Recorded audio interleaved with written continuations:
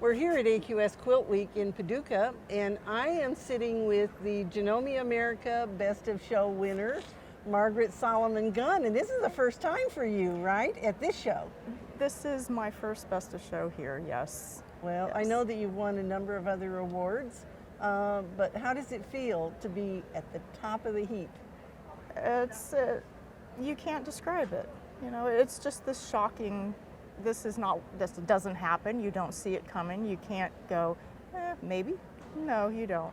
It's like one of these pinnacle awards. And you know, every show that we have, we maybe have some quilts that go from one show to the next, but we always have new quilts that enter the realm at every show. Yep. And congratulations, this is such a beautiful quilt. This is, you know, this show is immense competition. You never know what you're going to see, but you know it's going to be up there, it's going to be challenging, and you know, it's the luck of the draw. Let's talk about what you did. First of all, let's talk about these OG shapes here. So these OGs, this is one of 8 of these tatted lace doilies that are on the quilt, and I bought these on a whim online from an Etsy seller because I saw them when I was looking for lace for something else, and I was intrigued, thinking, you know, I'd like to incorporate this in a quilt. I don't know what I'm doing yet. This whole design and concept was nowhere in the picture. This was just let's just get these and see where it goes. They came from Turkey, and because they came from Turkey, when I got them and laid them out, I was like swooning over. Oh, yeah. when it did this, right? Well, you know, I have lots of silk laying around at home, so I put the silk out and I laid them in the 8, and I went, oh, I know where I'm going. You know, I don't know how I'm getting there, but I'm thinking. But the fact that they came from Turkey, it was like a light went off, and I need to make this sort of somewhat inspired by that. And in none of my other quilts have I ever really done something like that, where I've tried to follow a theme. You know, they're appliqued and they're embellished, but they're floral. They're whatever mood I was in at the time. I don't know much about Turkey except that it's half in Asia, half in Europe, and it's inspired by, you know, it's in the middle of everything, and it's inspired by Arab designs. It's inspired by the Romans were huge there, so you have the European influence. And in some of my researching what I wanted to put on this, I discovered, you know, that the pottery, which I've collected in all my travels, is great for finding floral patterns that you think might be great on this. I found this longleaf tulip, and the other one, I think they call it a carnation. You know, whether it looks like that or not. But you know, so you know, I found these. I thought, okay, flowers. I can do flowers, and I went drawing. Now, on top of the floral patterns, I wanted to pull in. You know me. I like the grid-based fills, and in those, this OG shape.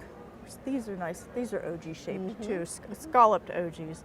So I needed to pull in the OG shape, which is up there in the middle. This interlocking border, which is more on the Arabic sense, and you know, I started drawing on a quarter size of the quilt. You know, it's what, 36 square or 40 square, something like that. This 1/4. Just started sketching it all out, and okay, it's coming together. Now, for me, the big roadblock in the whole process was, what color am I making this? Usually you use bright colors. I do, and I like jewel tones, yes. And I like purple, and I like green and orange, and well, none of those were on any of these pots that I saw, the vases and pots, and they're blue. I'm not Mrs. Blue. I don't do blue, but I'm doing blue, and so that was the thing that I really had to keep pushing myself. I second guess, you know, does this look right? I mean, it's a color. Some colors evoke a lot of passion and power, and you are motivated by what you see. And for me, it was, I don't know, but I don't know if you remember, but back a few years ago, Kaufman started to discontinue their Radiance line, and I went out shopping and bought, you know, 30 some yards of the stuff, and anticipation of not being able to buy it for a while. Turns out they didn't, but I ended up getting a lot of different shades. The reds, which, you know, somebody commented today that they're so nicely gradient, and I went, yeah, that was luck.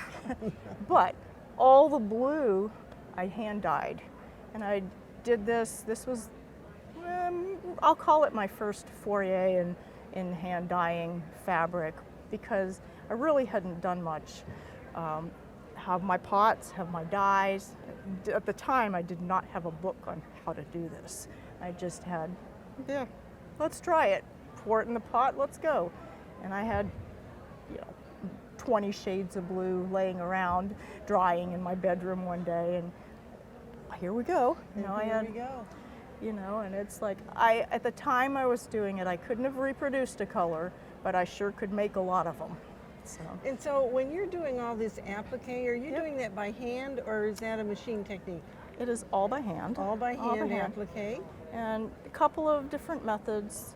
These, you know, OG shapes that go behind the lace, they're large, so I use a double layer of freezer paper, and then I glue the edge under on it, and each one gets its own pattern. The ones that are smaller like this, though, I'd prefer not to use freezer paper, because then I have to cut it all out, each one of them out. But I use a Templar, a heat-resistant plastic, and then a little starch around the edge, and then I press the edges under. And we get a little assembly line going of, you know, each little part, then you glue the parts together after the edges are turned under. And then I can hand stitch, you know, like the interface between them, or when I put these guys, I can put these whole flower units together, keep it all in a box, and as I go, I just pull out a whole flower and stitch it on. And put it in where and hand it goes. stitch it on where it belongs, yeah. Well, I just think what you've done, like in this area here, where you've added the embroidery with the fine stitching on the edge, really makes those stand out. It's an afterthought, and as is a lot of the detailing that gets done after the quilting, you realize, well, maybe it would look better if I could bring a little bit more of this deep blue into it. It's not an area that I want a long arm quilt that on. It's kind of hard to do it, and especially you're not going to have the thickness of thread without going over it a whole bunch of times. Are you doing free motion quilting on all of this? With Yes, your long ma'am. arm? Yes, ma'am. That's a great question. It is, because you can't, at best, if I had a computer, I could put some of these motifs in and then duplicate them 40 times, or however many there are. So the white part here, okay, if you were to put that on your quilt, are you putting that on there with a pencil so that you have a guide to follow? The design, yes. Quilting design? Yes.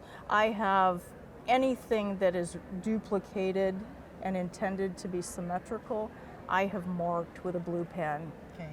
And because I dyed the fabrics, and I've, obviously with red next to white, I've taken a whole heck of a lot of care up front in making sure that they're color safe. They've been soaked in color fast. They've been soaked in more hot water than white socks. They're not going to bleed on me. I know that. So right, I don't feel. So you said you use blue pen. Yep. At what point are you washing that out? Well, once I get these stitched, and sometimes I wait until the background is done, but if I'm happy with how this motif quilted out, and and I look at the one next to it to make sure it's relatively symmetrical, I'm going to spray it at that point. At least get it off the top layer. That, remember, that doesn't get rid of it. That just pushes it to the middle. Right. It's not just evaporating. It needs to soak in a tub to go away. But I like to get rid of it just to be safe, because the whole process of quilting this kind of goes on for 6 months or so. Right. And so when you make a quilt like this, do you end up putting it on your frame and then taking it off and putting it back on? many times. Do you? 4 or 5 maybe. Really? Yeah. I mean, you'll think you're done, and then you find something that maybe you had poor tension, or a thread's unraveling on you, or there are those sections that it's like, oops, I missed it. A total, whole little hole that I missed, or a leaf I didn't vein or something. But yeah, it's. it's a Well, process. It's a beautiful quilt, and of course your quilting is beautiful. Thank you. For those of you who don't know, you actually quilted a small quilt of mine for my Zentangled book. Yes. Yeah. So I have a Margaret Solomon Gunn quilted. Well, it's beautiful. Congratulations Thank you. on Thank winning the Janome America Best of Show here at the show this year. And I know we're going to see more beautiful quilts from you. Hope so. And we'd like to see beautiful quilts from you, and you can't win Best of Show if you don't enter your quilts. So we encourage you to enter, get started, and enter the first entry in the Paducah show next time. That's a good place to start, isn't it? Why not? And better yet, we hope you'll come see us at an AQS Quilt Week soon.